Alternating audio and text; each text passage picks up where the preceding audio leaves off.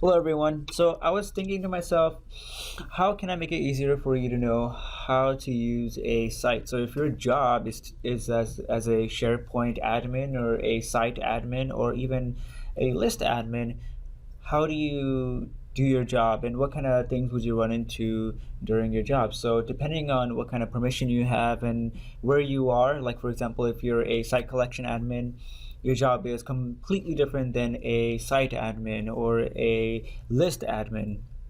So if you're, and then we also have the farm admin, which is even higher. So it all depends on what type of job you have. So I'm gonna go over the site admin level, because if you're at a site collection admin level or your farm admin level, then you know more than most people. So you're at the top of your game.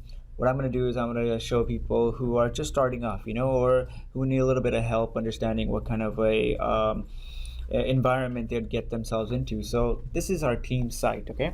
So generally you'd be using a team site, and depending on your business requirement, for example, let's say I'm an admin and I'm allowed to create sub sites. So if I'm allowed to create sub sites, I would get a request saying, hey, we have a project coming up. So what you need to do is you need to figure out which template is best for us to use. Now I can use a projects template or I can use a team site template. And generally they will let you know, okay, just use a team site template. This is the name of the site. This is what we want for the URL. These are the permissions that we want. And what you would do is you would go in. For example, if I go into my admin account, I would go into my site settings, and then I would have to create permissions or get permissions and have to create members groups if specific people are within a group. For example, project people who are working in project A and are in the team site, right? So within a project you have different sectors, okay? Maybe design or development or testing and whatnot. So in this team site, we can create SharePoint groups. Now you can add people to those SharePoint groups, and that group will have specific access. You can give individual access to people too. So here is our permission level. So we have full control, meaning they can do what they want within the site. Edit, they only get to edit, and read, they only get to read, and we also have view only, so they only get to see. Read means you can access files, edit means you can edit files. So it's pretty simple all around. Now if I go back to my other user account, and I'm gonna actually just show you really quickly that this account doesn't really have that much access. So what I can do with it is pretty simple. If I wanted to, I can change the navigation, but you don't want to go ahead and do that without permission. And if you have an idea that would help your company or your project be a little bit more efficient, if you change the navigation, then you can request that navigation change to your manager and see what they think. But please don't do anything without their permission. Don't go in and start changing things if you don't have permission to do it. Even if you have access to do it, don't do it. Okay, so we go to our team site, and let's say that you want to create a list. So you go to site contents, and again, you have to have the permission to create lists or libraries. So if you're creating a list, let's say we want an employees list for this specific project. So you go to add an app, and depending on what kind of columns they've given you, or if they say, hey, you can go in and choose only a template and then create some of the columns. So what you would do is you would create a contacts template. Here you would have your name for that specific list, so employee, and then click create. Now you go to your employee, and they'll also give you a layout for permissions within this site. So if I go to site settings, then I don't have the access, you see. So if you're an admin and you create a list, for example, if I go to my admin account, go to employees that we just created, and let's say that there are certain employees who have access to this, or there are certain people that get to see this, then I go to site settings and go to site permissions, and I can choose who has access to this list. So this is how you would generally do this.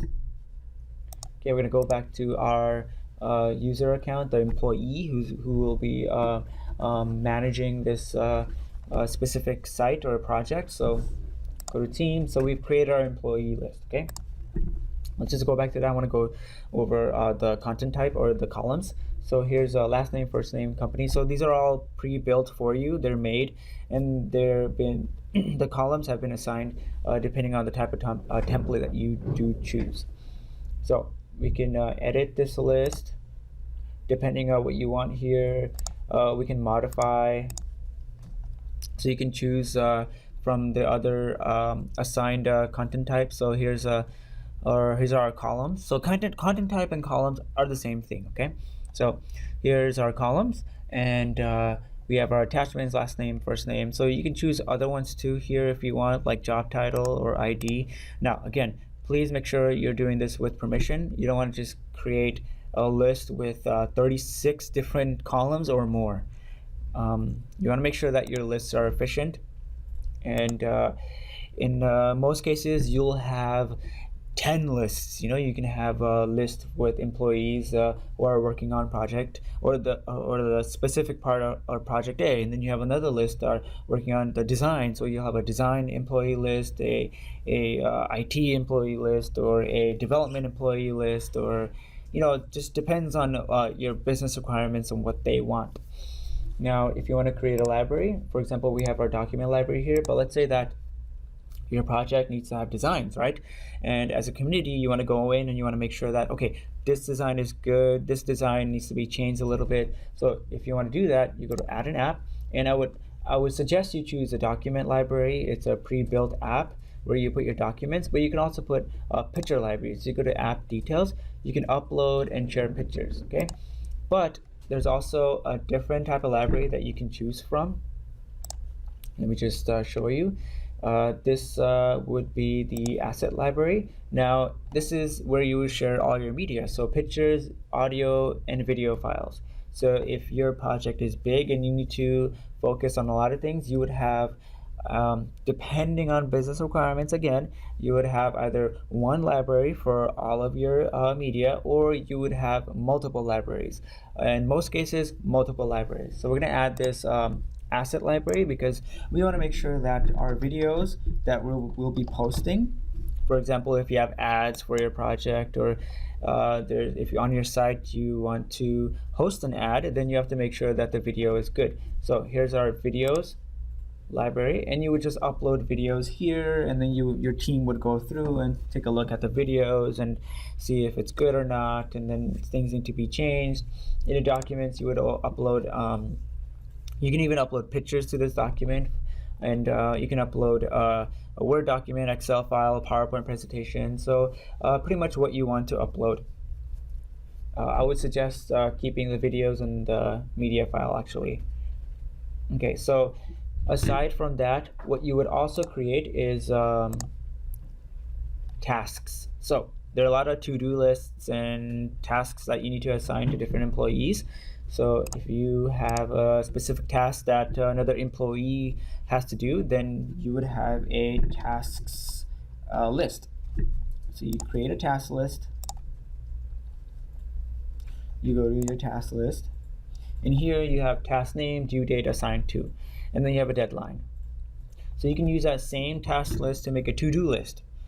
Now the difference would be, in to-do you have all your items that you have to do, and somebody can go in and say, okay, I can do this item, or I can do this job, and they'll select it and then they'll do it. On tasks is who is assigned to. So you can assign specific tasks to people. Your designer needs to work on a new portion of that file he sent in. So the color needs to be changed, the image needs to be changed overall, whatever it is. So you would assign over here your designer, and then you would say, okay, this needs to be changed, or part of the logo needs to be changed,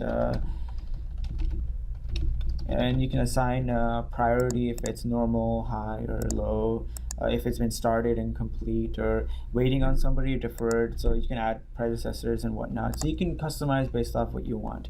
That's another part. So aside from modifying the view, you can also go to lists, go to list settings, and you can create columns or content types. So if you have the permission, you can do this. Now again, please make sure that you're following business procedures or business requirements, okay? Make sure that you're not going in making columns without permission. So here, if you want to make another column, so create column, and let's say we want another column for to do. So let's say you want to link to do to your tasks. So you can add in a hyperlink or a picture, or you can do a lookup already on this site. So there are a lot of different options that you can do.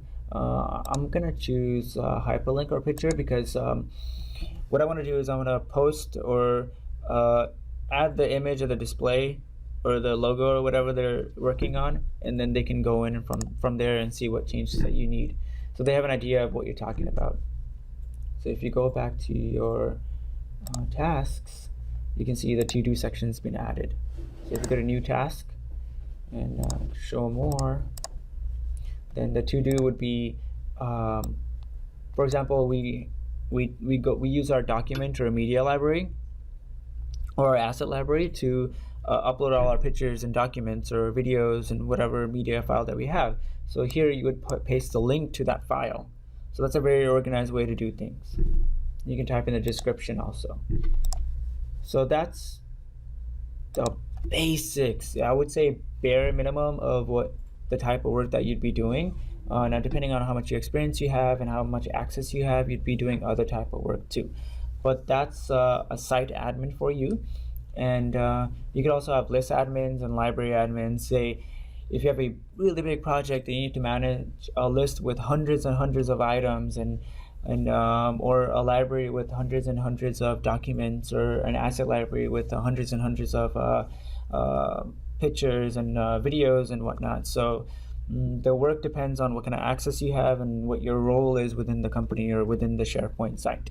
I hope you enjoyed that, and I hope it was constructive enough for you to get a understanding of how you would get started in SharePoint.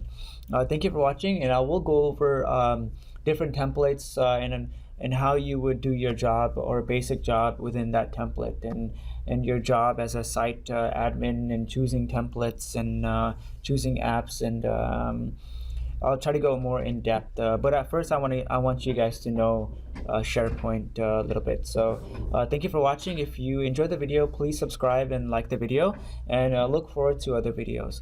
Thanks, guys. If you want to check out some other videos, we also have videos like SharePoint hierarchy, which gives you a basic layout of the SharePoint structure. And then if you want to move on to lists and libraries, you could also do that. We have 2 links on the top available for you to take a look at our videos.